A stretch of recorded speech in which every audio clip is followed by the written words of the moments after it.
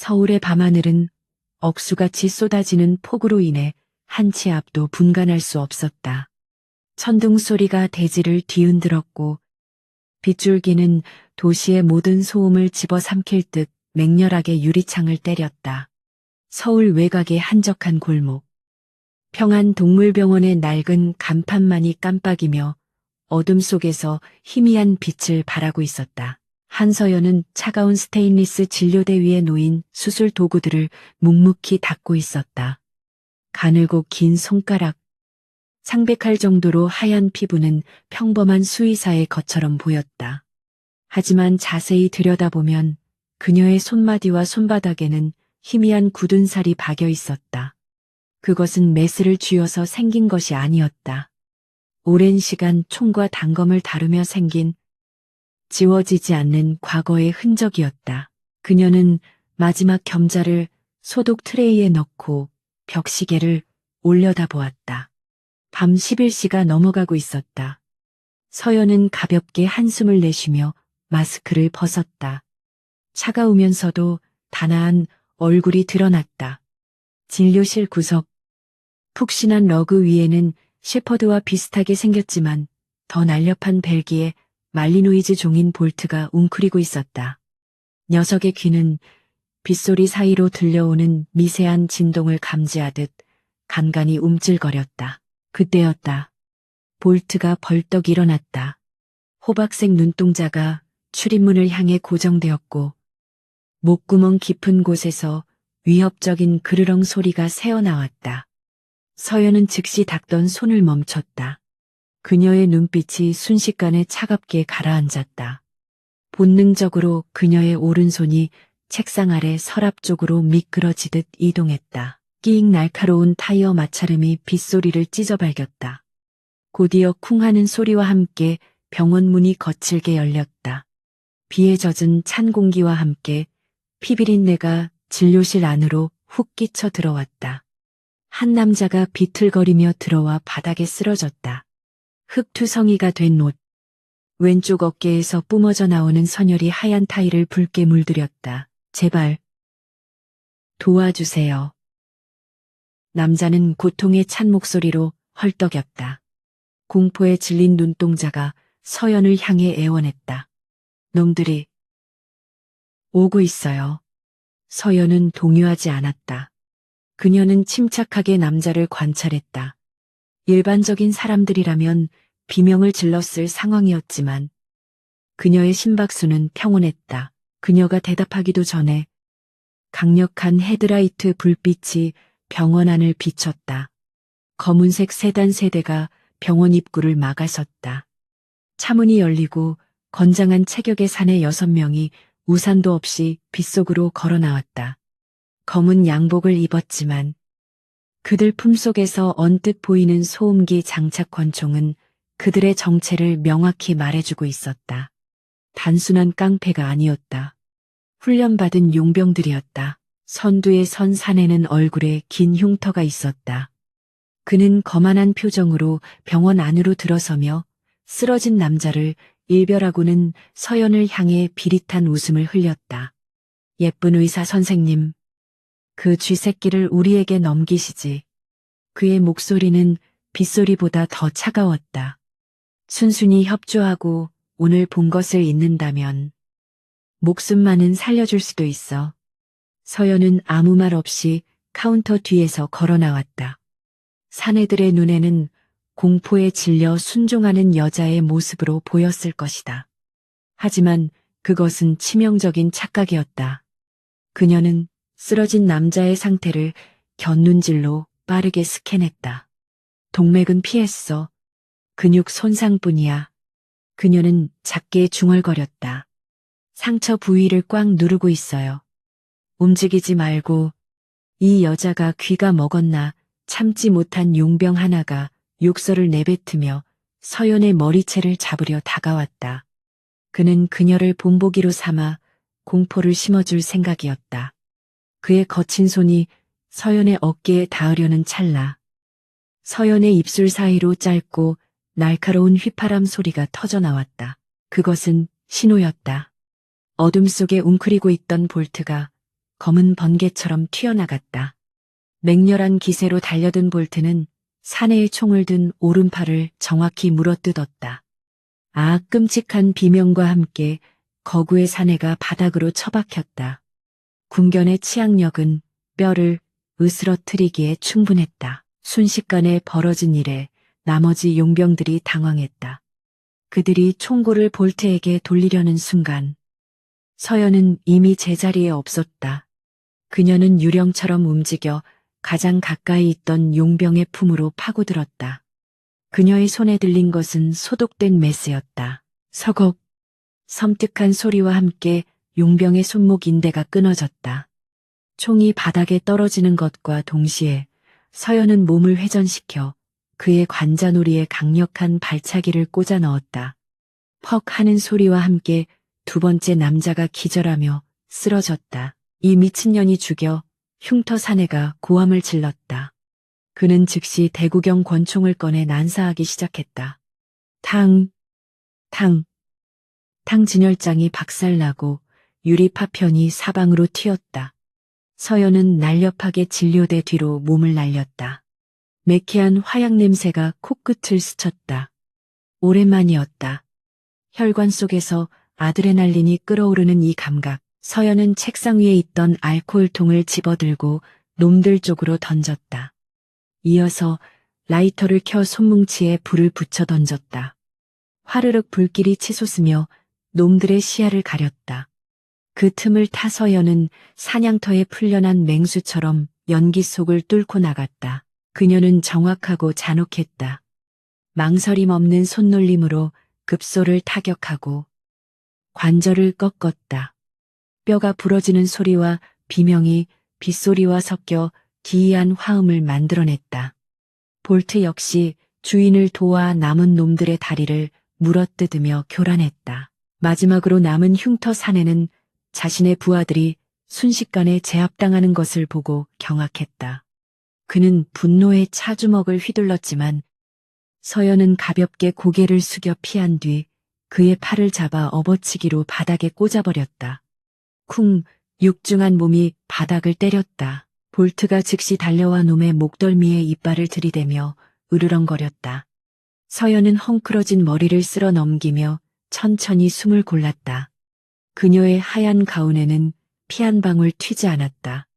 그녀는 쓰러진 흉터 사내의 얼굴을 군화발로 짓누르며 차갑게 물었다. 누가 보냈지 감히 내 병원 바닥을 더럽힌 대가는 치러야 할 거야.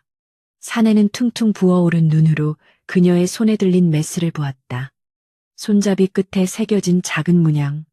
그것은 전설적인 특수정보국 산악 그림자 부대의 마크였다. 사내의 동공이 지진이 난 듯 흔들렸다. 너는 서연은 대답 대신 메스 손잡이로 놈의 급소를 가격해 기절시켰다. 정적. 병원 안은 다시 조용해졌다.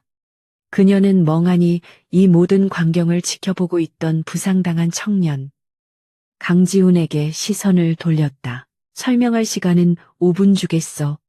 당신이 누구인지, 그리고 왜 이 쓰레기들을 달고 왔는지. 서연의 목소리는 건조했지만 거부할 수 없는 위압감이 서려 있었다. 그녀는 알고 있었다. 오늘 밤 그녀가 지키고자 했던 평범한 일상은 끝났음을. 폭우는 그칠 기미가 보이지 않았다. 한서연은 바닥에 널브러진 용병들을 구석으로 끌어다 놓고 출입문을 잠갔다. 물론 이 얇은 유리문이 다음에 들이닥칠 적들을 막아주지는 못할 것이다. 하지만 적어도 그들이 도착하기 전까지 약간의 시간은 벌어줄 수 있었다. 그녀는 피를 흘리며 신음하는 강지훈을 부축하여 안쪽 수술실로 데려갔다. 차가운 수술대 위에 눕혀진 강지훈은 고통으로 얼굴이 일그러져 있었다. 서연은 능숙한 손놀림으로 그의 젖은 셔츠를 찢어냈다. 왼쪽 어깨에 난 상처는 깊었지만 다행히 총알이 관통하고 지나간 자리였다. 뼈에 박히지 않은 것이 천만다행이었다. 그녀는 소독약을 솜에 듬뿍 묻혔다. 소리를 지르지 않는 게 좋을 거야. 마취할 시간 따위는 없으니까. 서연의 목소리는 건조했다.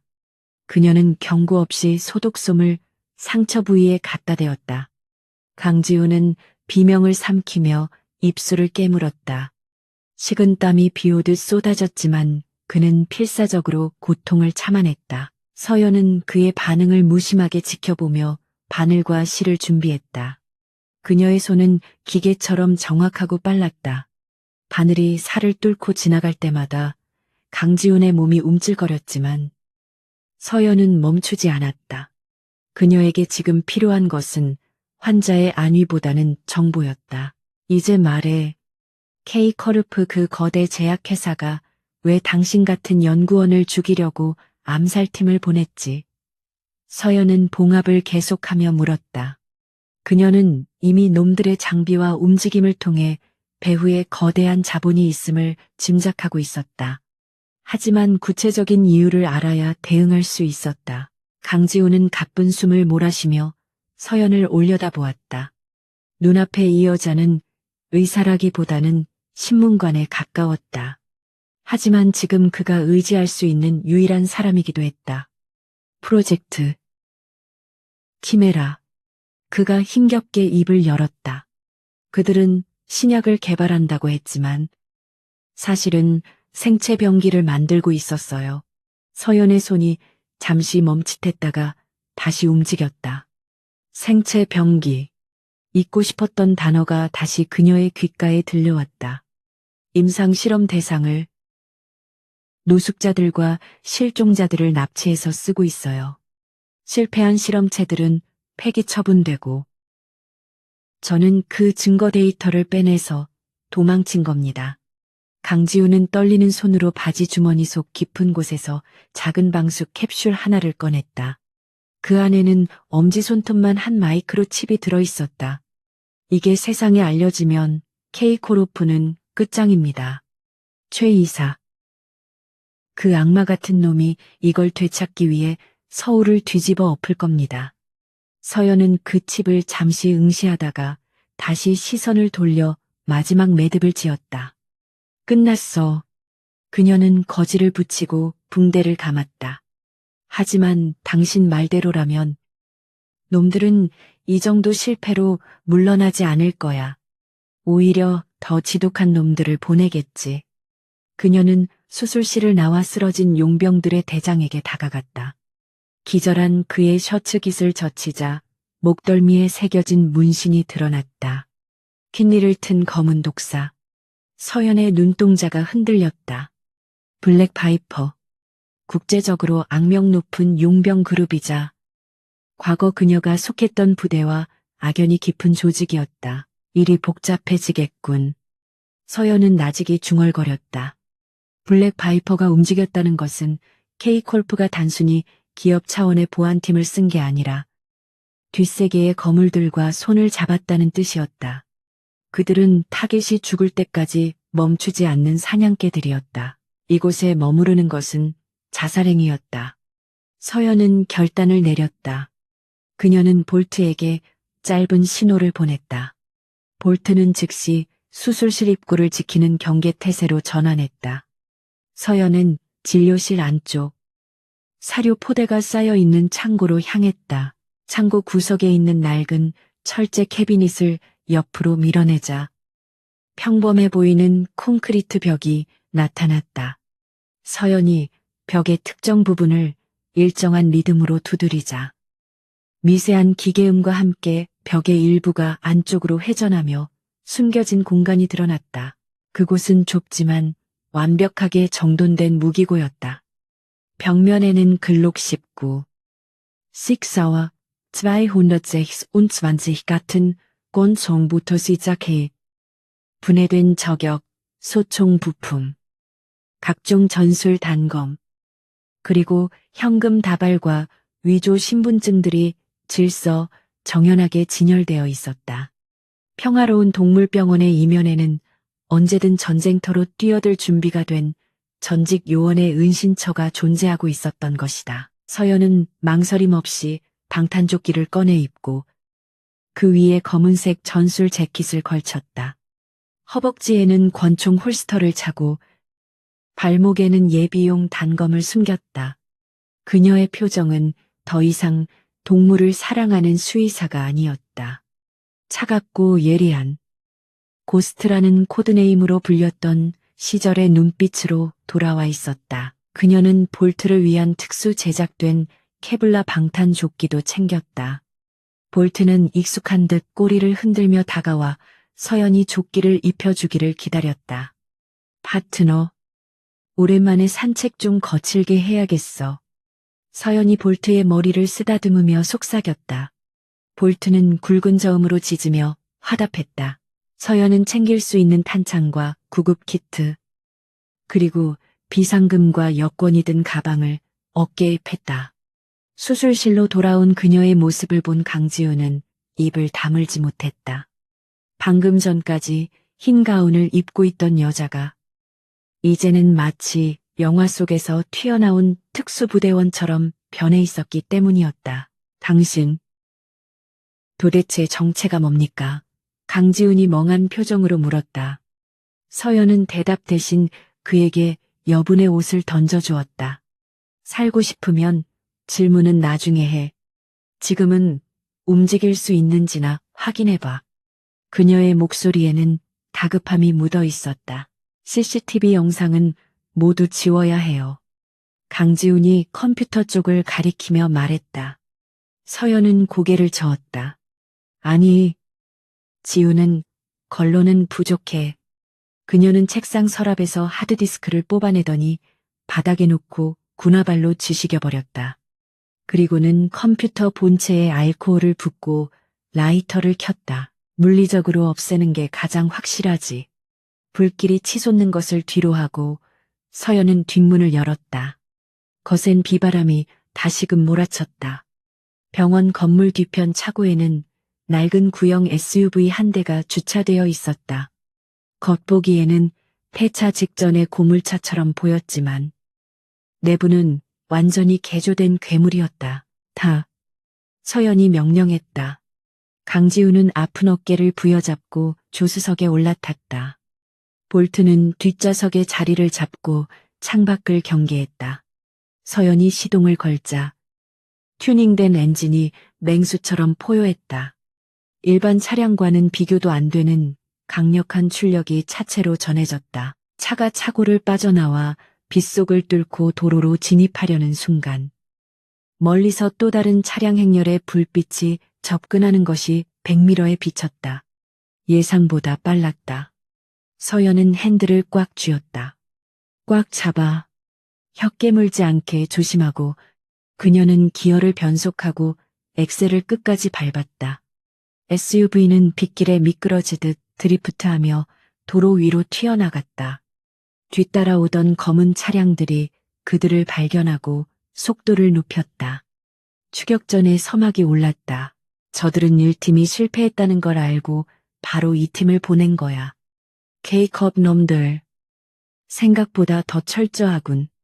서연은 백미러를 통해 끈질기게 따라붙는 차량들을 주시했다.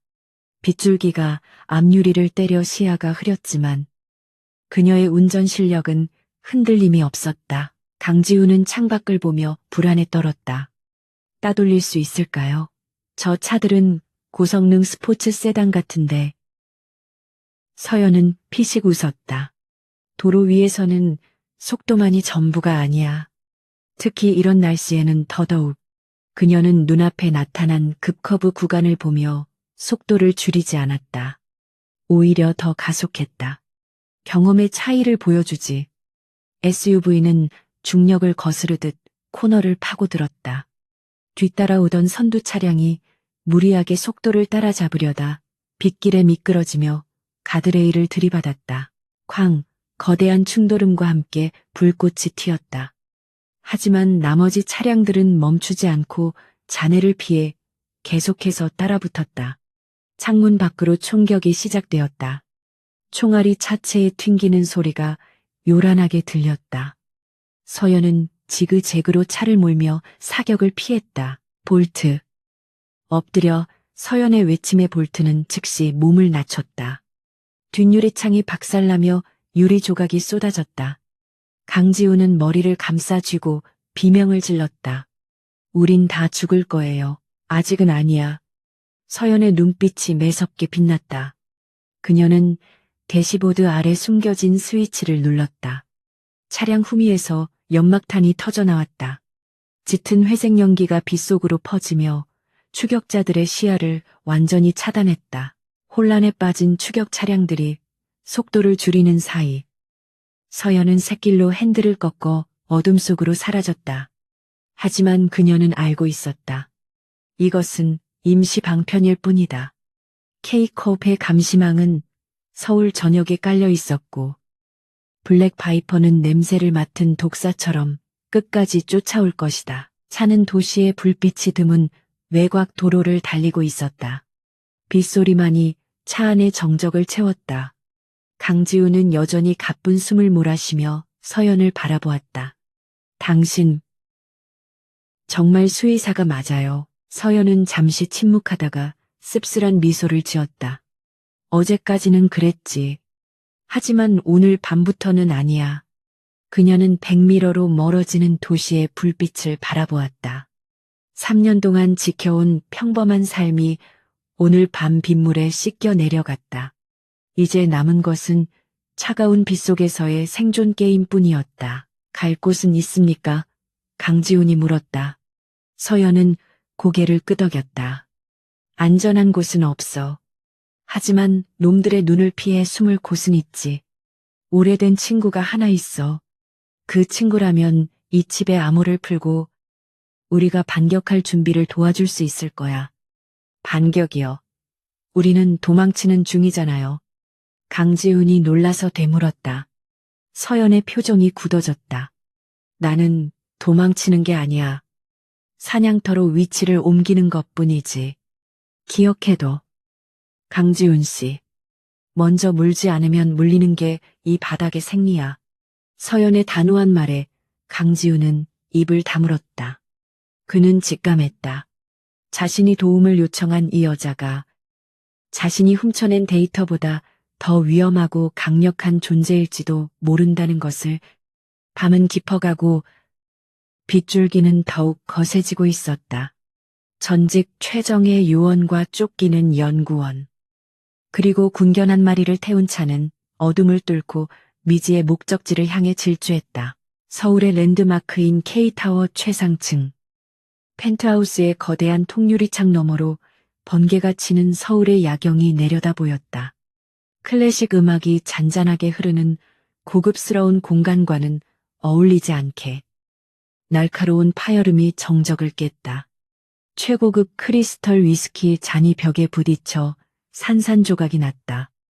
호박색 액체가 바닥을 적셨지만 방 안의 누구도 감히 움직이지 못했다. K커룹의 전략기획실장이자 모든 불법 프로젝트의 총책임자인 최민석 이사는 붉게 충혈된 눈으로 부하들을 노려보았다.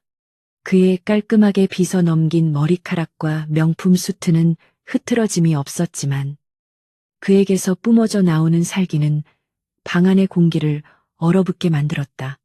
그는 넥타이를 거칠게 풀어헤치며 소파에 털썩 주저앉았다. 그러니까 훈련받은 용병 6명이 동네 동물병원 하나를 처리하지 못하고 전멸했다는 건가. 최민석의 목소리는 낮았지만 그 안에 담긴 분노는 화라산 같았다. 고개를 숙이고 서 있던 보안팀장이 식은땀을 흘리며 대답했다. 죄송합니다. 이사님, 단순한 수의사가 아니었습니다. 현장 감식 결과 프로 중에 프로가 개입된 흔적이. 변명은 필요 없어. 최민석이 소리쳤다. 그는 테이블 위에 태블릿 PC를 집어던질 듯이 들어 올렸다가 다시 내려놓았다. 화면에는 박살난 동물병원의 CCTV 복구 영상 일부가 재생되고 있었다. 흐릿한 화질 속에서도 한서연의 움직임은 인간의 범주를 벗어나 있었다.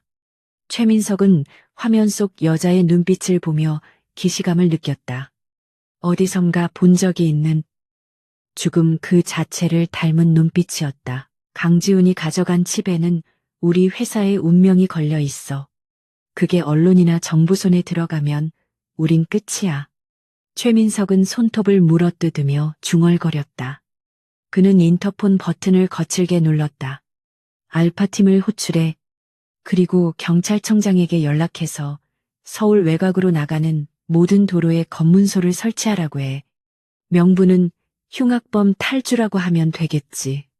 그는 다시 창밖을 바라보았다. 빗줄기는 더욱 거세지고 있었다.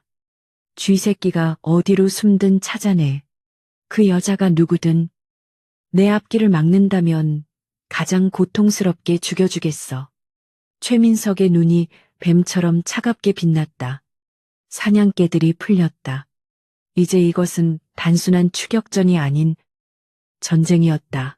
한편 빗물로 미끄러운 경부고속도로 위를 질주하는 낡은 SUV 안은 팽팽한 긴장감이 감돌았다. 한서연은 백미러를 통해 뒤따라오는 차량의 불빛을 확인했다. 놈들은 끈질겼다.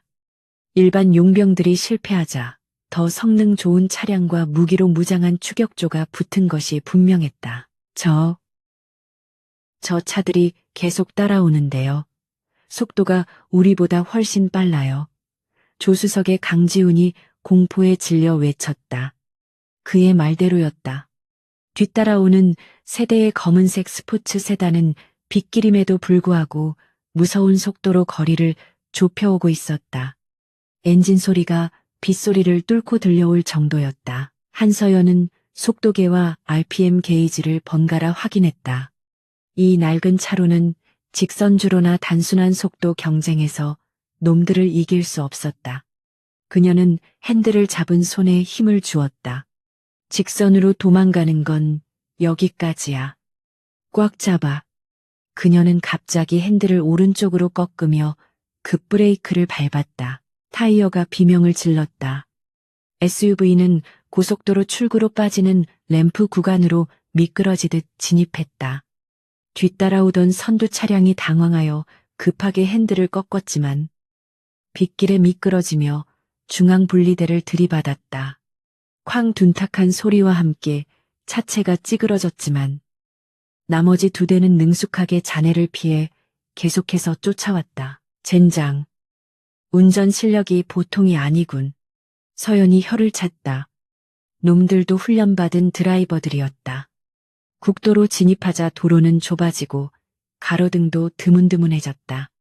어둠은 더욱 짙어졌고 비는 폭포수처럼 쏟아졌다. 시야 확보가 거의 불가능한 상황이었다. 그때 뒷차 조수석 창문이 열리더니 누군가 상체를 내밀었다. 기관단총의 총구가 불을 뿜었다. 두두두두 총알이 SUV의 트렁크와 뒷유리창을 박살냈다. 파편이 튀고 강지우는 머리를 감싸쥐며 비명을 질렀다. 볼트는 낮은 자세로 엎드려 으르렁거렸다. 녀석은 두려워하는 것이 아니라 공격 타이밍을 재고 있었다. 고개 숙여 서연이 소리쳤다. 그녀는 사이드 브레이크를 당기며 핸들을 급격하게 조작했다. 육중한 SUV가 도로 위에서 180도 회전하며 뒤따라오던 차들과 정면으로 마주보는 형태가 되었다. 이것은 자살 행위나 다름없는 미친 짓이었다. 강지우는 눈을 질끈 감았다. 하지만 서연은 침착하게 기어를 후진으로 넣는 동시에 미리 준비해둔 고광량 서치라이트 스위치를 켰다. 차량 지붕에 장착된 눈부신 LED 라이트가 추격자들의 눈을 향해 정면으로 쏘아졌다. 칠흑 같은 어둠 속에 적응해 있던 놈들의 시야가 일순간 하얗게 멀어버렸다. 지금이야. 서연은 다시 차를 돌려 샛길인 숲속 비포장도로로 진입했다. 눈이 먼 추격 차량들은 방향 감각을 잃고 서로 충돌하거나 도로 옆 가로수를 들이받았다. 굉음과 함께 놈들의 추격이 잠시 멈췄다. 서연은 라이트를 끄고 어둠 속을 달렸다. 울퉁불퉁한 산길이었지만 그녀에게는 오히려 익숙한 지형이었다. 차가 덜컹거리며 숲 깊은 곳으로 들어가자 소음은 잦아들고 빗소리만이 남았다. 강지우는 가쁜 숨을 몰아쉬며 창백한 얼굴로 서연을 바라보았다. 방금, 그건 뭐였습니까? 우린 죽을 뻔했다고요. 죽을 뻔한 게 아니라 살 길을 만든 거야. 서연은 무심하게 대답했다. 하지만 그녀의 손도 미세하게 떨리고 있었다. 공포 때문이 아니었다. 3년 만에 맡아보는 짙은 화약 냄새와 피 냄새가 그녀의 뇌리에 묻어두었던 기억을 강제로 끄집어냈기 때문이었다. 비 오는 밤, 오늘처럼 억수같이 쏟아지던 3년 전의 그 밤, 서연의 머릿속에서 플래시백이 터졌다. 북한과 접경한 제3국 국경지대. 그녀는 대한민국 정보사령부 소속 최정예 특수임무대 고스트팀의 팀장이었다. 그들의 임무는 무기 밀매 조직의 본거지를 타격하는 것이었다. 하지만 정보는 거짓이었다. 그것은 함정이었다. 팀원들이 건물에 진입하자마자 폭발이 일어났다. 사방에서 총알이 빗발쳤다. 팀장님 피하십시오.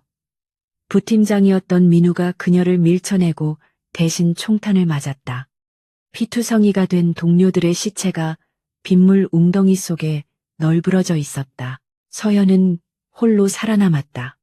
피범벅이 된 채 숲을 헤치고 도망치던 그녀의 곁에는 군견 훈련소에서 탈락해 안락사 위기에 처했다가 그녀가 거두었던 어린 shepherd 믹스견 한 마리만이 낑낑대며 따라오고 있었다. 그 개가 바로 볼트의 어미였다.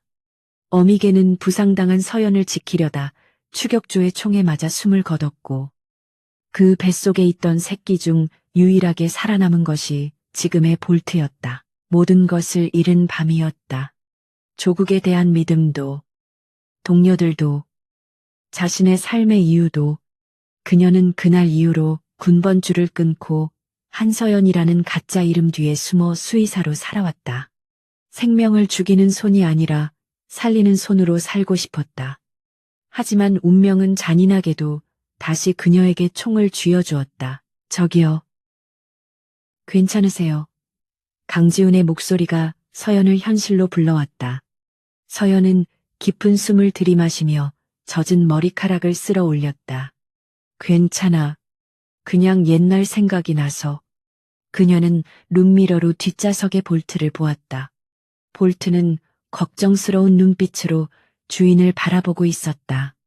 녀석은 언제나 서연의 감정을 가장 먼저 알아차렸다. 여기서 잠시 쉬었다 갈 거야. 차 상태도 점검해야 하고 놈들의 추적망을 따돌릴 준비도 해야 해. 서연은 숲속의 낡은 폐가 앞에 차를 세웠다. 비는 여전히 그칠 줄 몰랐다. 그녀는 트렁크에서 위장막을 꺼내 차를 덮었다. 하늘에 떠 있을지 모를 드론이나 위성 감시를 피하기 위해서였다. 폐가 안은 눅눅하고 먼지 투성이었지만 비를 피하기에는 충분했다. 서연은 휴대용 랜턴을 켜고 강지훈의 상처를 다시 살폈다.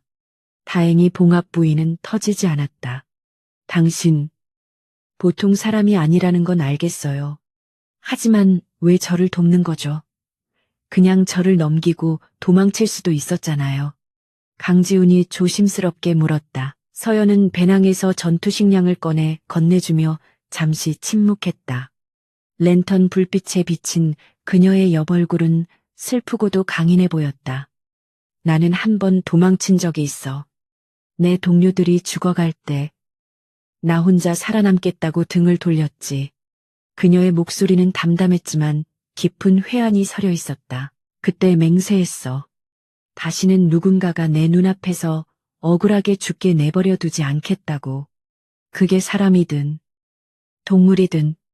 서연은 볼트에게 육포 한 조각을 던겨주었다. 그리고 케이크업 놈들. 그들이 쓰는 방식이 마음에 안 들어.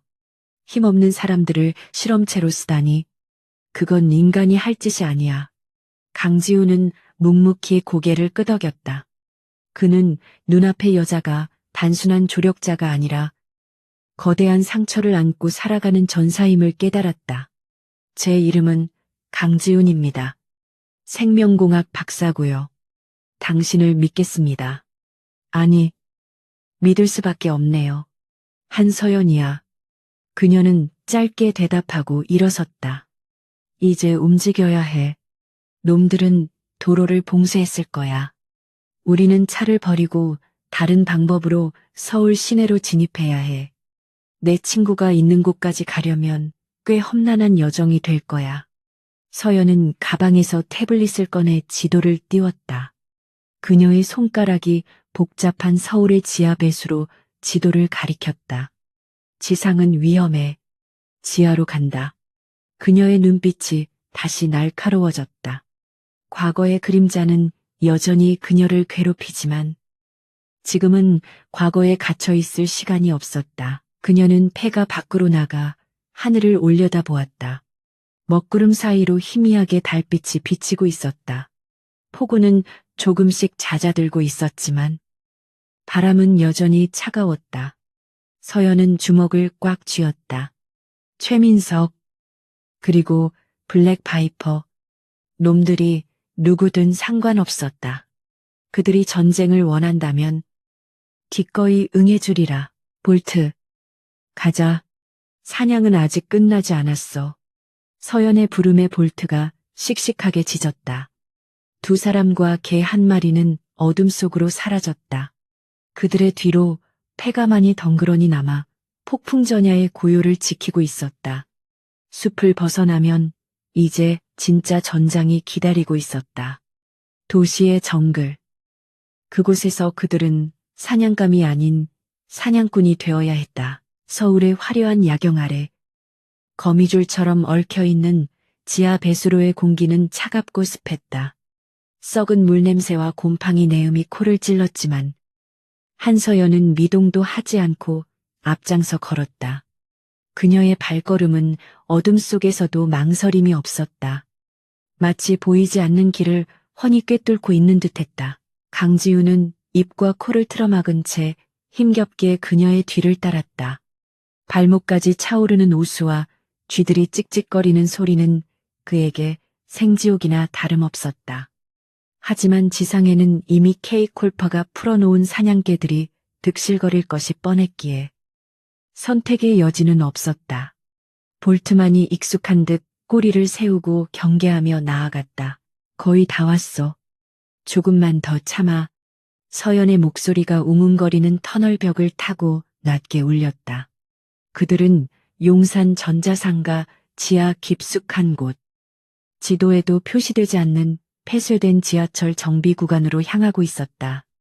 그곳에는 서연이 유령 시절부터 알고 지낸 유일한 조력자가 숨어 있었다. 녹슨 철문 앞에서 서연이 멈춰 섰다. 문 옆에는 낡은 배전반이 하나 있었는데 그녀가 배전반 덮개를 열고 복잡한 전선들 사이에 특정 버튼을 누르자 육중한 철문이 기계음을 내며 열렸다. 안에서 뿜어져 나오는 서늘한 에어컨 바람과 기계 돌아가는 소리가 그들을 맞이했다. 내부는 밖과는 전혀 다른 세상이었다. 수십 개의 모니터가 벽면을 가득 채우고 있었고 바닥에는 서버렉과 케이블들이 어지럽게 널려 있었다. 푸르스름한 모니터 불빛만이 방을 비추는 가운데 휠체어에 앉은 한 남자가 그들을 등지고 키보드를 두드리고 있었다. 어서 와. 고스트. 아니, 이제는 닥터 한이라고 불러야 하나. 남자가 휠체어를 돌리며 빙긋 웃었다. 헝클어진 머리에 두꺼운 뿔테 안경을 쓴 그는 서연의 옛 동료이자 천재 해커 박진수였다. 과거 작전 중 하반신을 잃은 뒤 은둔하며 정보 브로커로 살아가고 있었다. 오랜만이야. 진수. 몰골이 말이 아니네. 서연이 덤덤하게 인사하며 재킷에 물기를 털었다. 볼트가 반가운 듯 진수에게 다가가 꼬리를 흔들었다. 진수는 익숙하게 볼트의 턱을 긁어주며 강지훈을 쳐다보았다. 그리고 이쪽은 뉴스에 나온 그 도망자 연구원님이시고 시간이 없어. 바로 본론으로 들어가지. 서연은 강지훈에게서 받은 칩을 진수에게 건넸다. K콜업의 비밀 데이터야. 암호화 수준이 높을 거야. 풀 수 있겠어. 진수는 칩을 받아들고 눈을 빛냈다. 나를 누구라고 생각하는 거야? 세상에 내가 못 여는 문은 없어. 진수는 칩을 메인 컴퓨터에 연결하고 작업을 시작했다. 모니터 화면에 수많은 코드들이 폭포수처럼 쏟아져 내렸다. 강지우는 긴장된 표정으로 그 과정을 지켜보았다. 이건 다중 레이어 양자 암호화 방식이에요. 슈퍼컴퓨터로도 며칠은 걸릴 텐데. 하지만 진수의 손가락은 보이지 않을 정도로 빠르게 움직였다. 보통은 그렇겠지.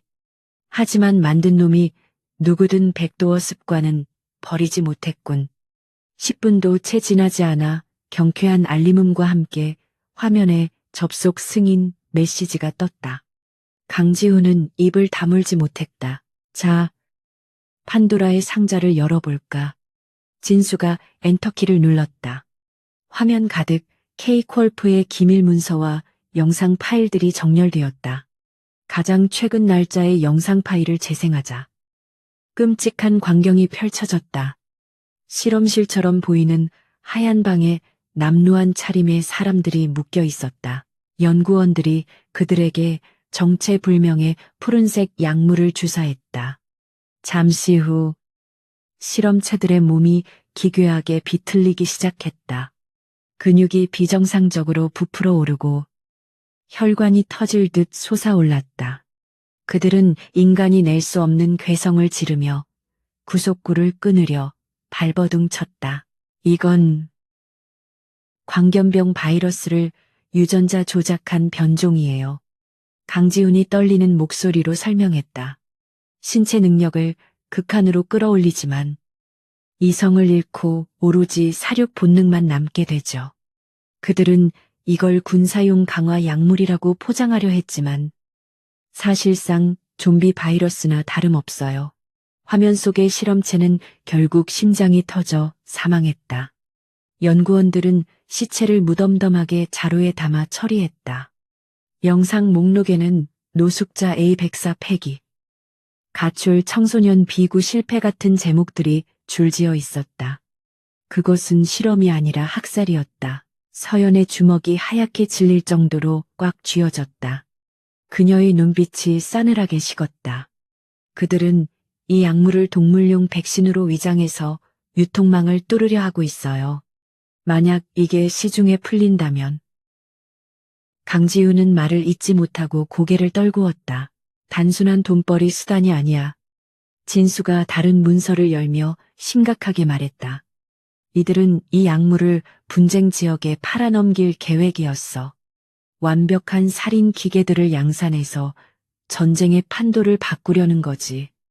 배후에는 최민석뿐만 아니라 정계 고위층까지 연루되어 있어. 방 안에는 무거운 침묵이 흘렀다. 서연은 화면 속에서 고통스럽게 죽어가는 사람들의 눈을 바라보았다. 3년 전 자신의 눈앞에서 죽어간 동료들의 눈빛과 겹쳐 보였다. 그녀의 안에서 잠자고 있던 분노가 뜨겁게 끓어올랐다. 이걸 언론에 터뜨리면 될까요? 강지훈이 희망을 걸고 물었다.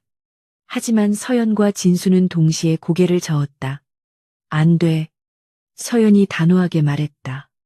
언론사 데스크는 이미 그들의 장학생들로 채워져 있어. 데이터가 전송되는 순간 우리 위치만 노출되고 기사는 묻힐 거야. 그럼 어떡하죠? 우린 쫓기는 신세고 그들은 거대한 권력인데요. 강지훈이 절망적으로 중얼거렸다. 서연은 벽에 붙은 서울 지도를 응시했다. 그녀의 머릿속에서 수많은 전술과 전략이 교차했다. 도망치는 것만으로는 아무것도 지킬 수 없었다. 방법을 바꿔야 해. 서연이 천천히 입을 열었다. 그녀의 눈빛은 더 이상 방어자의 것이 아니었다. 그것은 먹잇감을 노리는 최상위 포식자의 눈빛이었다. 놈들이 가장 두려워하는 건 이 데이터가 아니야. 자신들의 왕국이 무너지는 거지. 서연은 지도 위의 한 지점을 손가락으로 가리켰다. 경기도 외곽에 위치한 K콜페 물류 창고였다. 데이터에 따르면 내일 밤 시제품의 대규모 운송이 있어. 그게 해외로 빠져나가면 막을 수 없어. 우리는 그곳을 타격한다. 타격이라니요. 우린 셋뿐이에요. 아니, 볼트까지 넷이군요. 저쪽은 군대 수준의 병력을 가지고 있을 텐데요. 강지훈이 경악하며 물었다. 하지만 서연은 미동도 하지 않았다. 정면 승부가 아니야. 게릴라전이지. 내가 제일 잘하는 거야. 진수가 휠체어를 밀어 서연 옆으로 다가왔다. 그는 이미 그녀의 계획을 눈치챈 듯 흥미로워하는 표정이었다. 재미있겠네. 내가 보안 시스템을 먹통으로 만들고 통신을 교란시키면 자네가 들어가서 쑥대밭으로 만든다. 그리고 강 박사님. 서연이 강지훈을 돌아보았다. 당신은 이 약물을 중화시킬 수 있는 해독제나 아니면 약물의 구조를 붕괴시킬 방법을 찾아내야 해. 놈들의 무기를 무용지물로 만드는 거야. 강지훈은 망설였다. 평생을 연구실에서만 살아온 그에게 이런 위험한 작전은 상상도 못할 일이었다. 하지만 서연의 확신에 찬 눈빛을 보자 가슴속에서 알 수 없는 용기가 솟아올랐다. 그는 주먹을 쥐고 고개를 끄덕였다. 데이터만 있다면 약물의 화학식을 역이용해서 폭주를 막는 가스를 만들 수 있을 겁니다. 좋아. 서연은 무기고에서 챙겨온 총기를 테이블 위에 올려놓았다. 묵직한 금소금이 울렸다. 그녀는 권총을 분해하여 닫기 시작했다. 그녀의 손놀림은 경건하기까지 했다. 오늘 밤은 쉬어도 내일 밤 우리는 사냥감이 아니라 사냥꾼이 되어 그들의 심장부로 들어간다. 진수는 키보드를 두드려 창고의 설계도와 경비 병력의 배치도를 화면에 띄웠다. 블랙 바이퍼 놈들도 거기에 있을 거야. 1차 팀의 실패를 만회하려고 눈에 불을 켜고 있겠지. 진수의 경고에도 서연은 눈 하나 깜짝하지 않았다. 오히려 잘 됐어. 내가 찾아갈 수고를 덜었으니까. 서연은 탄창에 총알을 하나씩 밀어 넣었다. 철커덕, 철커덕. 규칙적인 소리가 마치 전쟁의 서막을 알리는 북소리처럼 들렸다. 볼트가 서연의 발치에 엎드려 낮은 숨을 내쉬었다. 이곳 지하 벙커는 잠시나마 안전했지만 폭풍전이 고요함일 뿐이었다. 서연은 알고 있었다. 내일 밤이 지나면 세상은 둘 중 하나로 변해 있을 것이다. 케이커프의 악행이 드러나거나 아니면 그들 모두가 차가운 시신이 되어 발견되거나. 최민석 이사. 당신은 사람을 잘못 건드렸어. 서연은 조립을 마친 권총의 슬라이드를 당기며 차갑게 중얼거렸다. 그녀의 내면에서 오랫동안 잠자고 있던 고스트가 완전히 깨어났다. 이제 자비는 없을 것이다. 밖에서는 여전히 비가 내리고 있었지만 지하 벙커 안은 뜨거운 열기로 가득 찼다. 복수와 정의. 그리고 생존을 위한 마지막 작전 회의가 밤새도록 이어졌다. 세 사람과 한 마리의 개. 이 기묘한 팀이 거대하게 맞서기 위한 발톱을 세우고 있었다. 경기도 외곽. 짙은 안개가 자욱하게 깔린 K콜페의 제2물류센터는 마치 거대한 요새처럼 어둠 속에 웅크리고 있었다. 철조망으로 둘러싸인 외벽 곳곳에는 고성능 감시 카메라와 서치라이트가 쉴 새 없이 돌아가고 있었고 무장한 경비병들이 사냥개들과 함께 순찰을 돌고 있었다. 겉으로 보기에는 평범한 의약품 보관소 같았지만 이곳은 불법 생체병기가 거래되는 죽음의 중간 기착지였다. 한서연은 물류센터가 내려다 보이는 야산의 덤불 속에 몸을 숨긴 채 야간 투시경을 통해 적들의 동선을 파악하고 있었다. 그녀의 호흡은 주변의 공기와 동화된 듯 고요했고 옆에 엎드린 볼트 역시 미동조차 하지 않았다. 고스트. 들리나 보안 시스템 침투 완료했어. 인이어를 통해 박진수의 목소리가 들려왔다. CCTV는 10분 동안 루프 영상으로 대체될 거야. 레이저 감지기도 잠시 꺼뒀어. 하지만 경비병들의 무전까지는 통제할 수 없으니 조심해. 놈들. 신경이 곤두서 있어. 서연은 짧게 수신 신호를 보내고 볼트의 등을 2번 두드렸다. 그것은 사냥 개시의 신호였다. 그녀는 유령처럼 어둠 속으로 미끄러져 내려갔다. 그녀의 목표는 중앙 통제실이 아닌 지하 하역장이었다. 그곳에 문제의 시제품들이 실릴 예정이었다. 철조망의 사각지대를 절단하고 내부로 진입한 서연은 컨테이너 박스 사이를 빠르게 이동했다. 순찰 중인 경비병 2명이 그녀가 숨은 컨테이너 쪽으로 다가오고 있었다. 그들은 잡담을 나누며 담배를 피우려 했다. 서연은 그림자 속에서 기다렸다. 한 명이 라이터 불을 켜는 순간 볼트가 소리 없이 튀어나가 한 놈의 팔을 물어 넘어뜨렸다. 놈이 비명을 지르기도 전에 서연이 나타나 손날로 모굴대를 가격했다. 억눌린 신음과 함께 첫 번째 경비병이 쓰러졌다. 나머지 한 명이 당황하여 총을 들어 올리려 했지만 서연의 나이프가 더 빨랐다. 그녀는 칼자루 끝으로 놈의 관자놀이를 정확히 타격했다. 2명의 거구는 바닥에 닿는 소리조차 내지 못한 채 의식을 잃었다. 서연은 그들을 어두운 구석으로 끌어다 놓고 무전을 챙겼다. 구역 1 클리어. 진입한다.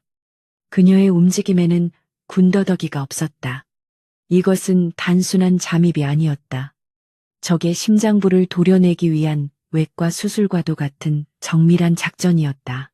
한편 물류센터 외곽에 주차된 밴 안에서 강지우는 초조하게 모니터를 지켜보고 있었다. 그는 노트북과 연결된 화학 분석 장비를 만지작거리며 식은땀을 흘렸다. 박사님, 너무 긴장하지 마. 자네가 만든 그 가스 중화제 정말 효과가 있는 거지. 통신 너머로 진수가 농담처럼 말을 걸어왔다. 강지우는 마른 침을 삼켰다. 이론상으로는 완벽해요. 약물의 단백질 구조를 순간적으로 응고시켜서 무력화시킬 겁니다. 하지만 실전 테스트는 처음이라. 그때였다. 벤의 100미러에 강렬한 빛이 번쩍였다. 강지훈이 고개를 돌리기도 전에 굉음과 함께 벤의 뒷문이 뜯겨나갔다. 검은 복면을 쓴 괴한들이 들이닥쳤다. 뭐야, 강지훈이 비명을 지르며 중화제 가스탄을 집어들려 했지만 둔탁한 개머리판이 그의 머리를 가격했다. 의학 강지훈은 바닥에 쓰러졌고 괴한들은 그를 짐짝처럼 끌어내렸다. 타겟 확보. 이동한다. 무전기 너머로 들려온 낯선 목소리에 진수가 다급하게 외쳤다. 서연아 함정이야, 강 박사가 당했어. 지하 하역장에 거의 도달했던 서연은 진수의 외침에 발걸음을 멈췄다. 그녀의 눈동자가 흔들렸다. 함정. 놈들은 처음부터 이곳을 방어할 생각이 없었다. 그들의 목표는 데이터 칩을 가진 서연을 유인하고 동시에 해독제를 만들 수 있는 유일한 존재인 강지훈을 생포하는 것이었다. 물류센터 내부의 조명이 대나처럼 환하게 켜졌다. 사이렌 소리가 요란하게 울려 퍼지며 사방에서 무장 병력들이 쏟아져 나왔다. 포위됐다. 쥐새끼가 도간에 들었어. 확성기를 통해 조롱 섞인 목소리가 들려왔다. 서연은 즉시 근처의 지게차 뒤로 몸을 숨겼다. 총알이 빗발치며 지게차의 차체를 때렸다. 팅, 팅, 팅 불꽃이 튀었다. 볼트가 낮게 으르렁거리며 공격 태세를 취했지만 서연은 녀석을 제지했다. 지금 나가면 벌집이 될 뿐이었다. 그녀는 연막탄을 꺼내 안전핀을 뽑았다. 진수, 탈출 루트 확보해. 강 박사 위치 추적되나 서연은 연막탄을 던지며 반대편 컨테이너 위로 뛰어올랐다. 뿌연 연기가 시야를 가리는 틈을 타 그녀는 고공으로 이동했다. 놈들이 헬기를 준비했어. 옥상이야. 강 박사를 옥상으로 데려가고 있어. 진수의 다급한 목소리가 들렸다. 서연은 이를 악물었다. 여기서 강지훈을 놓치면 모든 것이 끝이었다. 그녀는 적들의 사격을 피하며 벽면에 설치된 배관을 타고 2층 난간으로 올라갔다. 그녀의 권총이 불을 뿜었다. 정확한 사격에 추격하던 용병 2명이 쓰러졌다.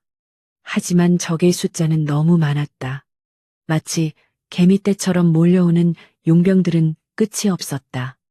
그녀는 탄창을 갈아 끼우며 옥상으로 향하는 계단을 향해 질주했다. 옥상문을 박차고 나가자 거센 헬기 프로펠러 바람이 몰아쳤다. 빗방울이 다시 떨어지기 시작했다. 헬기 옆에는 강지훈이 무릎 꿇려져 있었고 그 뒤에는 검은 코트를 입은 사내가 서 있었다. 그는 일장에서 서연이 쓰러뜨렸던 흉터난 사내가 아니었다. 훨씬 더 위험하고 압도적인 기운을 풍기는 남자. 블랙 바이퍼의 현장 총지휘관 코브라였다. 그는 강지훈의 머리에 총을 겨누고 서연을 바라보며 비릿하게 웃었다. 반갑군. 고스트. 소문대로 대단한 실력이야. 서연은 총구를 그에게 겨눈 채 멈춰섰다.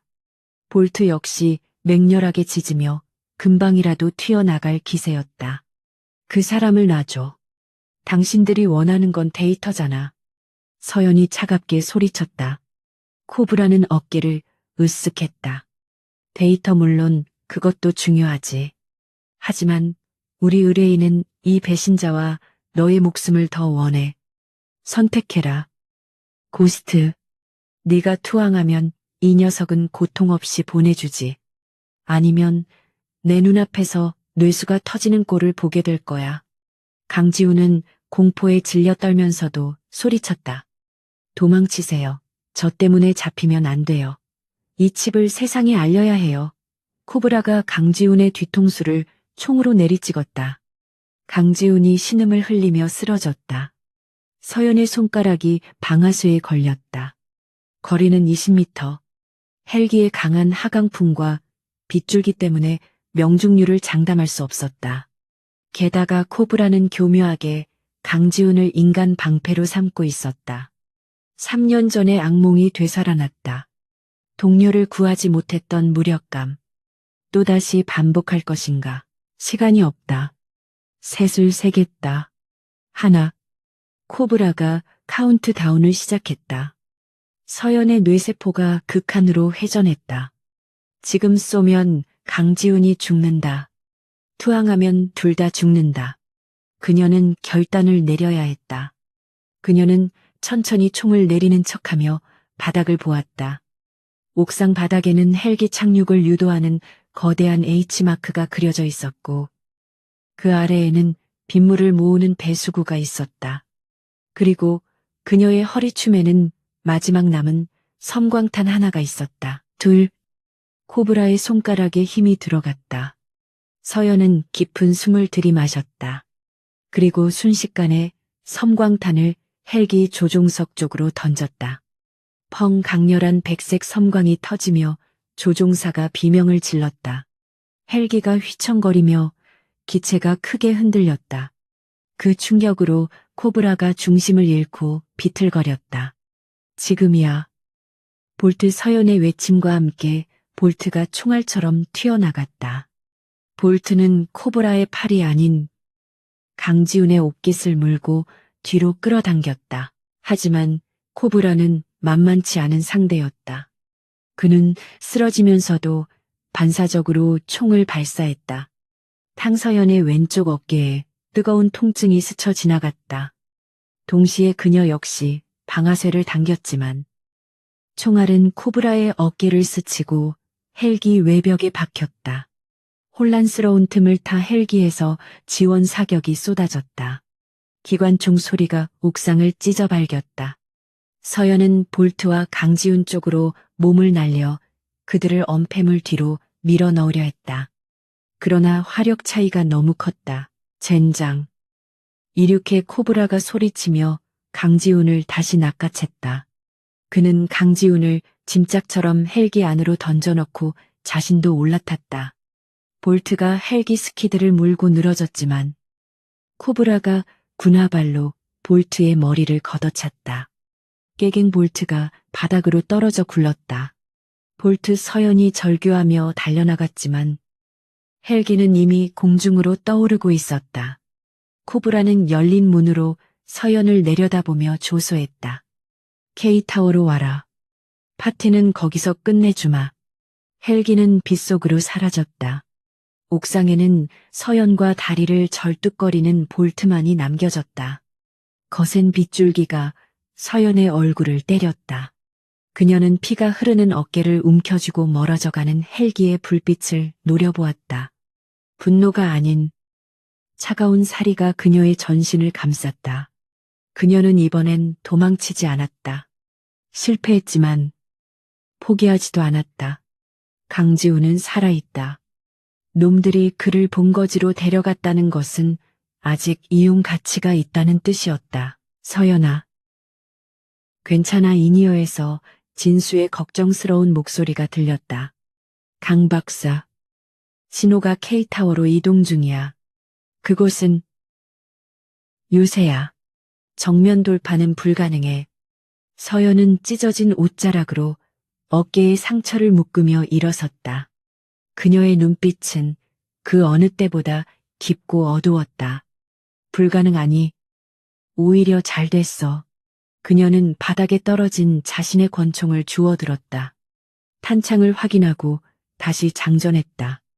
철컥 소름 끼치도록 명료한 금속음이 빗소리를 뚫고 울렸다. 놈들이 나를 초대했잖아. 예의를 갖춰서 방문해줘야지. 서연은 볼트에게 다가가 녀석의 상태를 살폈다. 다행히 큰 부상은 아니었다. 볼트는 분한 듯 꼬리를 치며 하늘을 향해 짖었다. 그래. 우리도 가자. 놈들의 성을 무덤으로 만들어주러. 서연은 옥상 난간에 서서 서울 도심 한복판. 하늘을 찌를 듯 솟아있는 K타워를 바라보았다. 그 꼭대기에는 오만함에 젖은 최민석과 잔혹한 사냥개들이 기다리고 있을 것이다. 오늘 밤 그 화려한 마천루는 피로 물들 것이다. 전설적인 요원 고스트의 진짜 전쟁은 이제 막 시작되었다. 그녀는 뒤도 돌아보지 않고 어둠 속으로 몸을 던졌다. 복수의 비는 멈출 줄 모르고 계속해서 쏟아져 내렸다. 서울의 밤하늘을 찌를 듯 솟아있는 K타워는 마치 거대한 검은 비석처럼 위압적이었다. 최첨단 보안 시스템과 수백 명의 경비 인력이 지키고 있는 이 요새는 그 누구의 침입도 허용하지 않는 난공불락의 성이었다. 하지만 오늘 밤 그 성벽 아래에는 한 마리의 늑대와 한 명의 그림자가 서 있었다. 한서연은 비에 젖은 머리카락을 쓸어 넘기며 건물의 스카이라인을 올려다보았다. 그녀의 눈빛은 차가웠지만 심장은 뜨겁게 박동하고 있었다. 준비됐어. 진수 서연이 이니어 마이크에 나직하게 속삭였다. 지하 벙커에 있는 박진수는 키보드를 두드리는 소리로 대답을 대신했다. 3, 2, 쇼타임. 진수의 카운트다운이 끝남과 동시에 K타워 전체를 감싸고 있던 화려한 외벽 조명이 일제히 꺼졌다. 주변 가로등까지 모두 암전되며 타워 주변은 칠흑 같은 어둠에 잠겼다. 갑작스러운 정전에 로비에 있던 경비원들이 당황하며 우왕좌왕하는 모습이 유리창 너머로 비쳤다. 서연은 야간 투시경을 착용하고 볼트에게 신호를 보냈다. 가자. 그녀는 정문이 아닌 지하 주차장 환기구를 향해 달렸다. 미리 진수가 해킹해둔 덕분에 환기구 팬이 멈춰 있었다. 좁은 통로를 미끄러져 내려간 그녀는 지하 1층 기계실로 진입했다. 비상 발전기가 돌아가며 붉은 비상등이 깜빡이고 있었다. 그 붉은 조명 아래서 서연은 권총의 안전장치를 풀었다. 이제부터는 소리 없는 잠입이 아니라 정면 돌파였다. 기계실 문을 열자마자 순찰 중이던 경비병 2명과 마주쳤다. 놈들이 무전기를 집어들기도 전에 서연의 총구가 불을 뿜었다. 탄, 소음기를 통과한 둔탁한 파열음과 함께 2명의 경비병이 바닥으로 쓰러졌다. 서연은 놈들의 시체를 넘어 전력 질주했다. 그녀의 목표는 80층 펜트하우스로 직행하는 임원용 전용 엘리베이터였다. 일반 엘리베이터는 모두 차단되었지만 전용 라인은 별도의 전력을 쓰고 있다는 것을 진수가 알아냈다. 로비층에 도달하자 상황은 아비규환이었다. 비상 전력이 들어왔지만 여전히 어두운 실내에서 경비원들은 침입자를 찾기 위해 혈안이 되어 있었다. 서연은 기둥 뒤에 몸을 숨기고 연막탄 2개를 동시에 던졌다. 치익 소리와 함께 짙은 회색 연기가 로비를 가득 채웠다. 사격 개시놈이 있다. 누군가 고함을 질렀고 맹목적인 총격이 시작되었다. 총알이 대리석 기둥을 때리며 파편이 튀었다. 서연은 연기 속을 뚫고 그림자처럼 움직였다. 그녀는 사각지대에서 나타나 경비원들의 다리를 걷어차고 손목을 꺾었다. 볼트는 낮은 자세로 달려들어 놈들의 팔을 물고 넘어뜨렸다. 비명과 총성이 뒤섞인 혼란 속에서 서연은 유령처럼 적들을 하나씩 제거해 나갔다. 그녀의 동작은 춤을 추듯 우아했지만 그 결과는 처참했다. 바닥은 순식간에 제압된 경비원들로 즐비했다. 그녀는 마침내 임원용 엘리베이터 앞에 도달했다. 보안 카드가 필요했지만 서연은 패널 덮개를 뜯어내고 전선을 조작해 강제로 문을 열었다. 그녀가 엘리베이터에 탑승하자마자 닫히는 문틈 사이로 뒤늦게 달려온 경비원들의 총알이 박혔다. 띵 하는 경쾌한 소리와 함께 엘리베이터가 상승하기 시작했다. 서연은 거친 숨을 몰아쉬며 탄창을 교체했다. 방금 전의 전투로 왼쪽 허벅지에 스친 파편 상처가 욱신거렸지만 고통은 그녀를 더 예리하게 만들 뿐이었다. 80층에 도착하면 환영 인파가 엄청날 거야. 옥상에 있던 블랙 바이퍼 놈들이 전부 그쪽으로 집결했어. 진수의 경고가 들려왔다. 서연은 고개를 끄덕였다. 알아. 최민석은 겁쟁이니까 자신의 주위에 가장 강한 방패들을 세워뒀겠지. 엘리베이터 숫자가 빠르게 올라갔다. 50, 리오십, 지르. 서연은 볼트의 목을 감싸 안으며 짧게 속삭였다. 살아서 나가자. 볼트가 주인의 손을 핥으며 용기를 북돋아 주었다. 80층에 도착한다는 알림음이 울리기 직전. 서연은 엘리베이터 천장 비상구를 열고 위로 올라갔다. 엘리베이터 문이 열리자마자 예상대로 십자포화가 쏟아졌다. 다다다다 엘리베이터 내부는 순식간에 벌집이 되었다. 하지만 그 안에 사람은 없었다. 놈들이 사격을 멈추고 의아해하며 다가오는 순간 천장 위에서 서연이 수류탄의 핀을 뽑아 떨어뜨렸다. 선물이다. 쾅 거대한 폭발음과 함께 엘리베이터 홀이 아수라장이 되었다.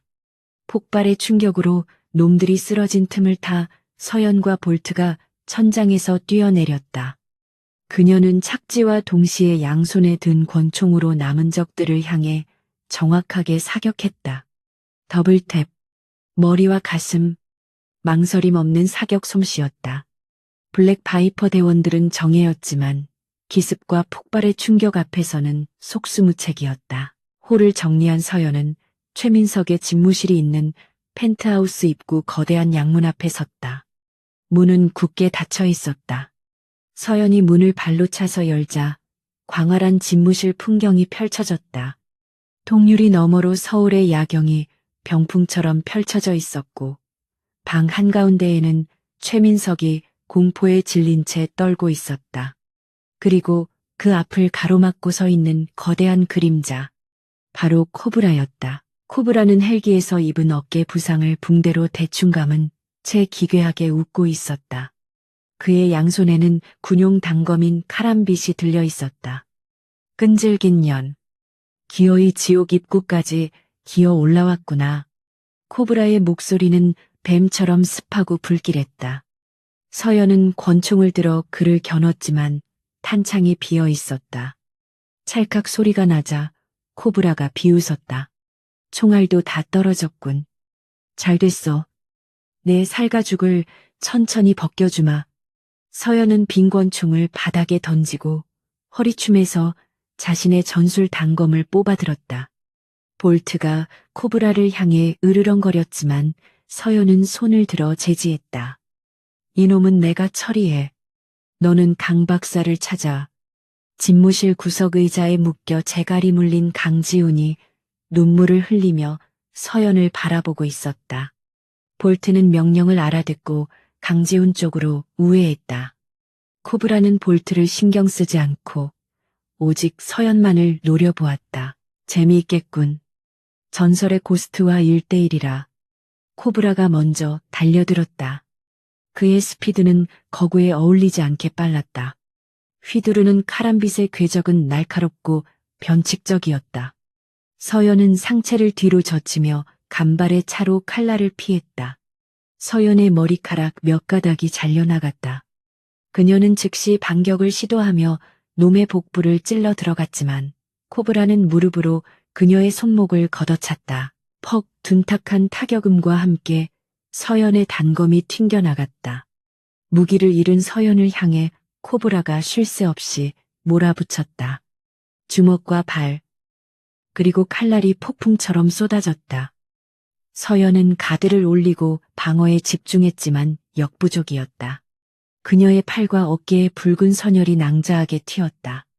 왜 그러지 소문만큼 대단하지는 않은데 코브라가 조롱하며 회심의 일격을 날렸다. 서연은 놈의 발차기를 맞고 유리 장식장으로 날아갔다.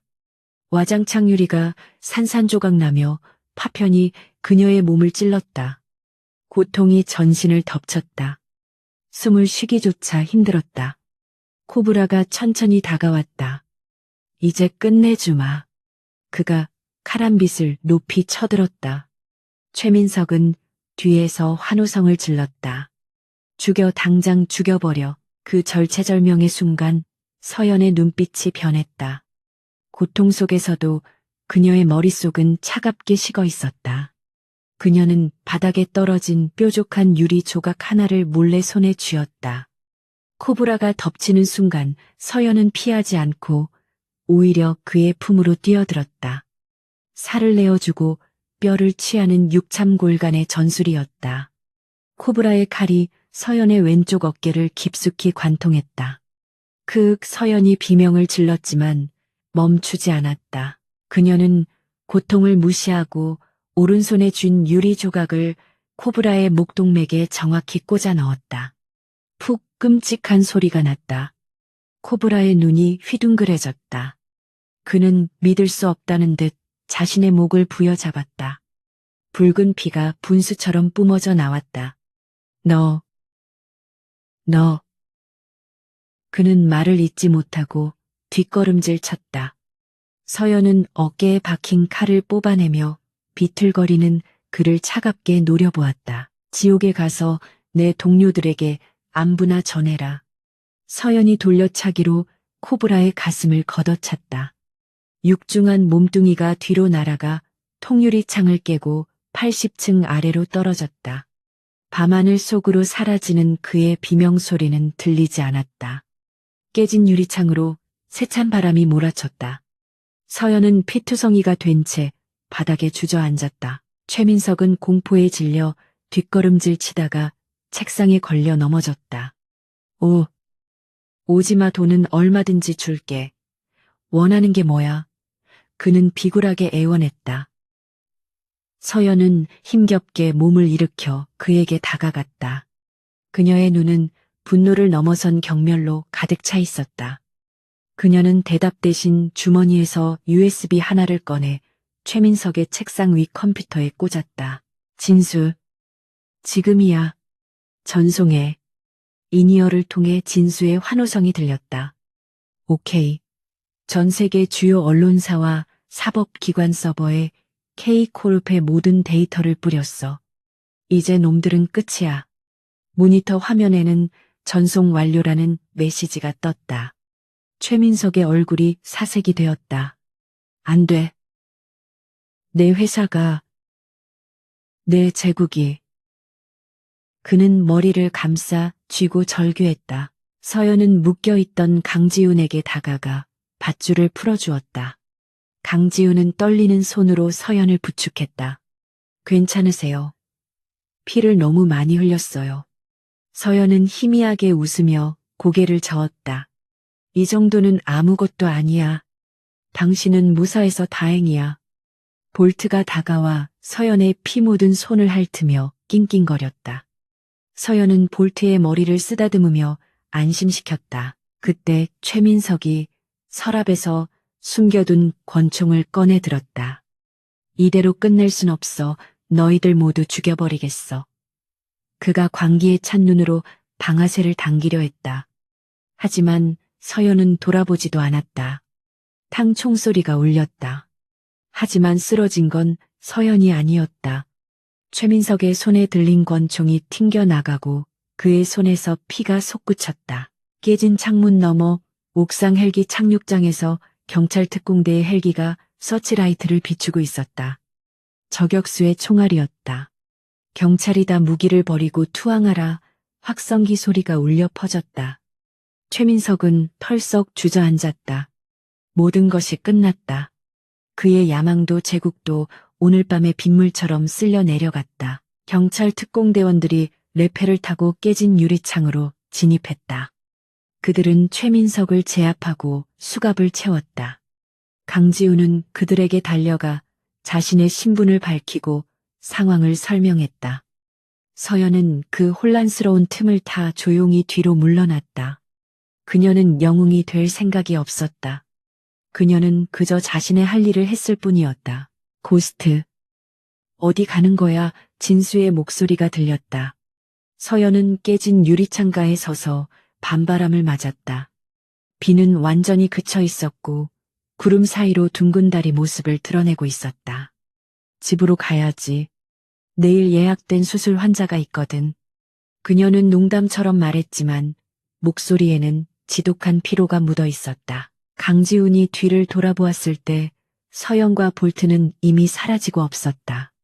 마치 처음부터 존재하지 않았던 유령처럼 남겨진 것은 바닥에 떨어진 핏자국과 그녀가 남긴 정의의 결과물 뿐이었다. 강지훈은 텅 빈 창가를 바라보며 작게 속삭였다. 감사합니다. 닥터 한. K타워 아래로 수십 대의 경찰차와 구급차가 몰려들고 있었다. 사이렌 소리가 도시를 가득 채웠다. 하지만 그 소음 속에서도 서연은 평온함을 느꼈다. 3년 동안 그녀를 짓누르던 죄책감의 무게가 조금은 가벼워진 것 같았다. 그녀는 어둠 속의 비상계단을 절뚝거리며 내려갔다. 볼트가 그녀의 보폭에 맞춰 곁을 지켰다.